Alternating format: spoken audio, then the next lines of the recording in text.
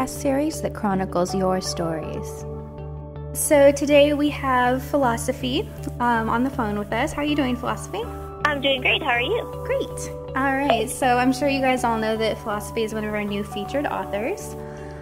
So let's start off by asking you a little bit about your name. I read a young adult novel when she was 13, and I don't know the name of it, and she doesn't remember the name of it. But it was a mystery novel, and the main character's name was Philosophy. And she said, when I grow up, if I have a baby, one day I'm going to name the baby Philosophy. And everybody kind of laughed at her. And then she was 30 and had a baby and actually named it Philosophy, and everybody stopped laughing. So that's so cool. I think it's a really cool name. Thank you. People who think that it's like a pen name of some kind. And I did actually have the experience last semester.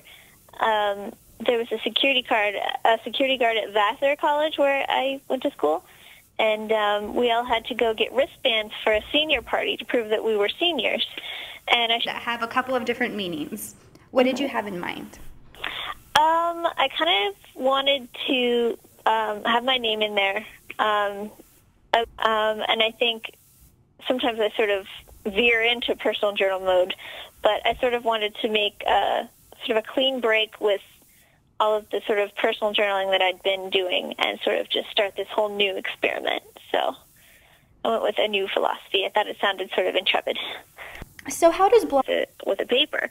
So I figured blogging was kind of a way to incorporate my interest in writing and my interest in journalism sort of on my own schedule and maybe sort of, you know, in my own way with my own, you know, different abilities and stuff. So cool. So what's like your ultimate? She writes a column in The Nation, and then she also writes poetry. I'd really like to do that. I'd like to get to a point where I can have, you know, this regular column that people read. thenewphilosophy.pnn.com. She's writing about her upcoming wedding, about tradition and sexism in the wedding industry that she's discovered. Be sure to check her out. Until next time.